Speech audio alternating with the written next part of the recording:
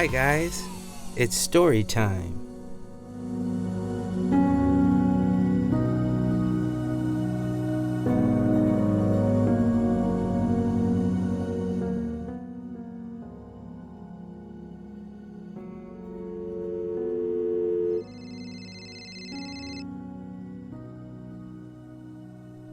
Phones keep us You connected. asked your friend to meet you at the soccer game. There she is, way across on the other side of the field. Over here, you shout, but your friend doesn't hear you. You're too far away. No problem. Just grab your phone and give her a call. You and your friend are connected. It doesn't matter how far away your friend is, you can always say hello. But it wasn't always that way. Before phones were invented, if you wanted to wish your friend a happy birthday, you could mail her a card, but there was no way she could hear your voice unless you went to visit her. Whenever you speak, you make the vocal cords in your throat vibrate. Those vibrations set the air around them vibrating too. The vibrations move through the air in waves called sound waves.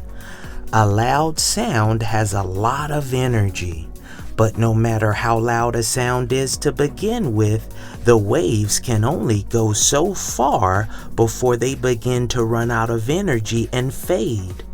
People tried all kinds of ways to send their voices farther.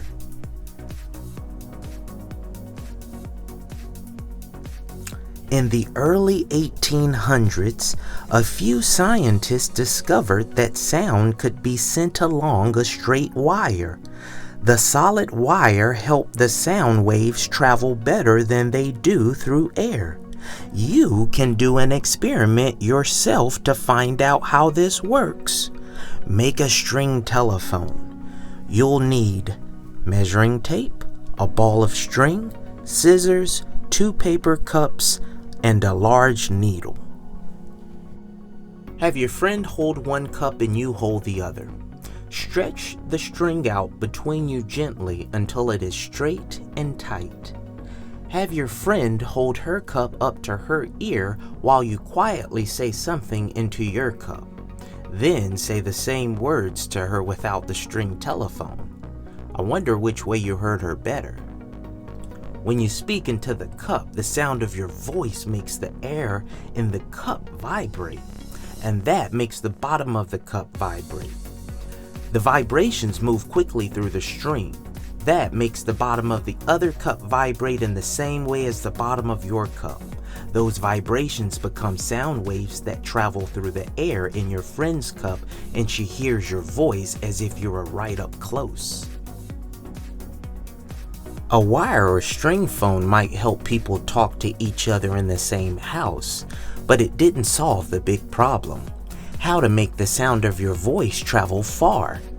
In the 1830s, inventors figured out how to use the energy of electricity to send coded messages.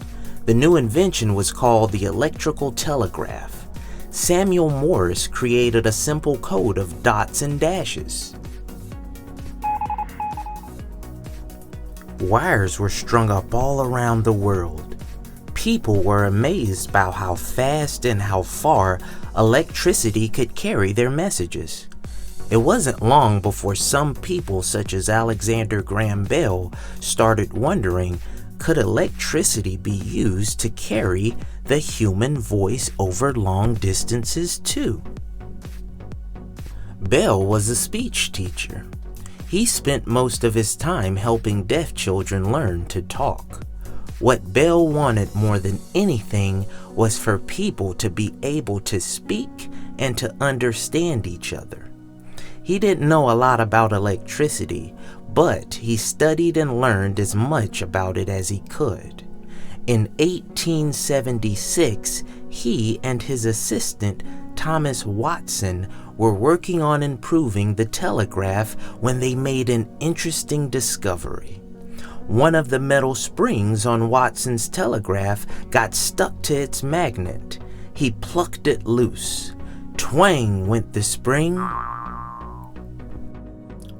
Over in the next room, Bell's telegraph was connected to Watson's, and Bell heard the spring on his telegraph twang too.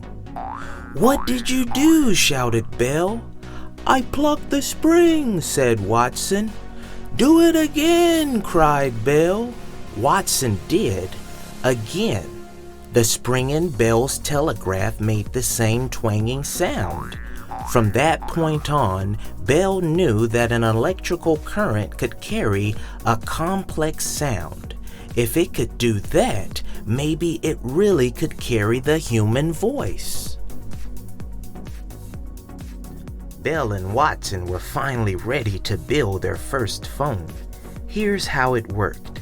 It had a transmitter, a mouthpiece, a diaphragm, wire, and a magnet.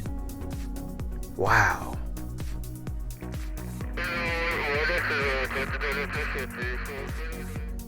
There's a receiver, an earpiece, diaphragm, and more wire.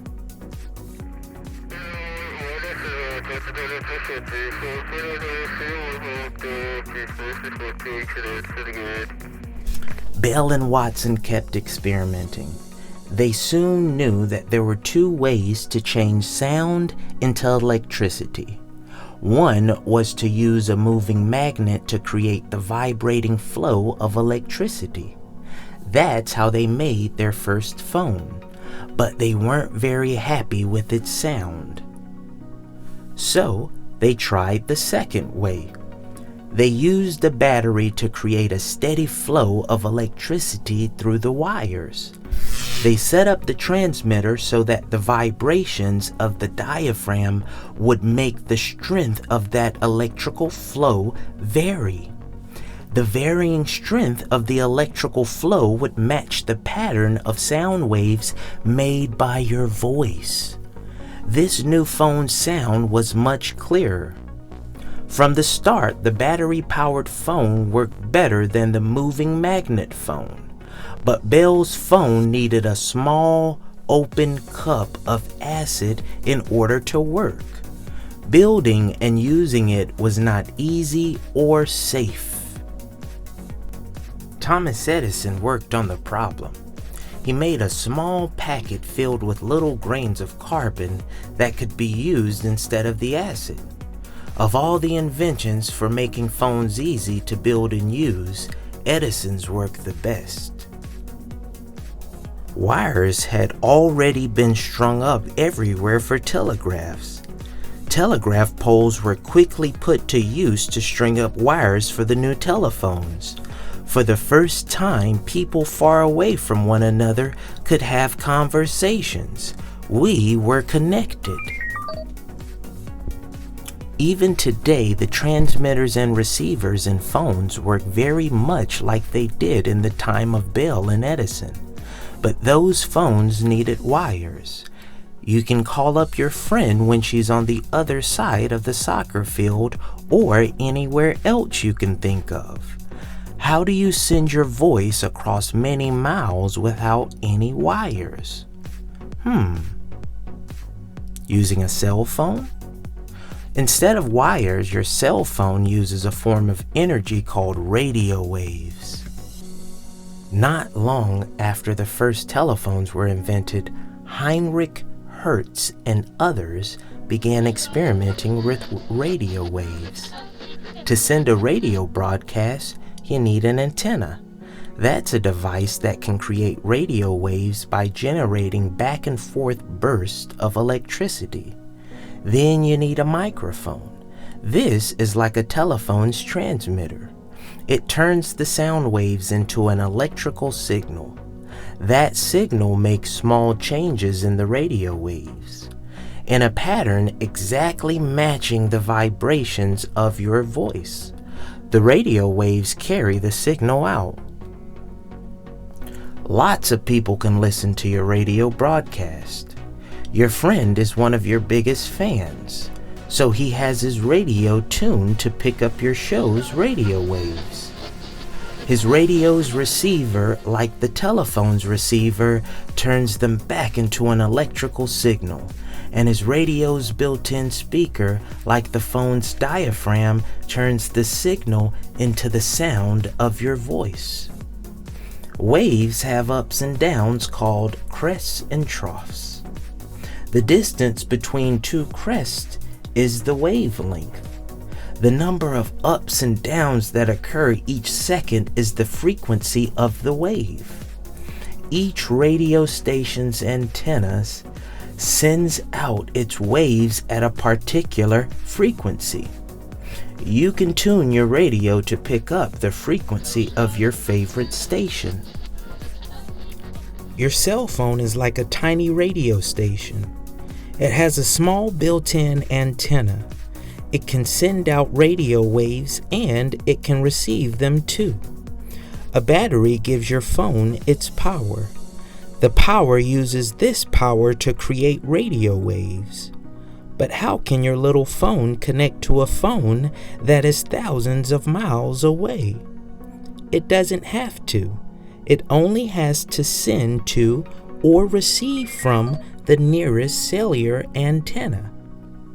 That antenna can send your signal out to a switching center, where it travels through wires or optical fiber to a switching center closer to your friend. From there, it is sent to the cellular antenna nearest to your friend's phone. Even when you call your friend at the soccer field, the radio waves carrying your voice do not go straight to your friend's phone. They first travel to the nearest cellular antenna and then to his phone. Like the phones of Bell and Edison, your cell phone changes your voice into an electrical signal. But your cell phone has a new addition. It has a built-in computer. The computer changes the electrical signal into computer code. The pattern of the code makes small changes in the radio waves your phone sends out. The antenna nearest your friend picks up your code and sends it to his phone. The computer in his phone decodes it and turns it back into an electrical signal, and the receiver changes the signal into the sound of your voice. Back in the 1970s, the first wireless phones were as big as a brick and almost as heavy. Over the years, new inventions have made all the parts that make up your cell phone, from its battery and antenna to the electrical pathways on its computer chips, much smaller and lighter. That's why your phone is so small and yet can do so many things. Alexander Graham Bell put together old discoveries about sound and electricity, and he came up with a great new invention. 100 years after Bell, inventors put together ideas about radio waves and the telephone and came up with another invention, the cell phone. Scientists and inventors continue to put old discoveries together in new ways. But today we have many more discoveries and inventions to work with than Bell did.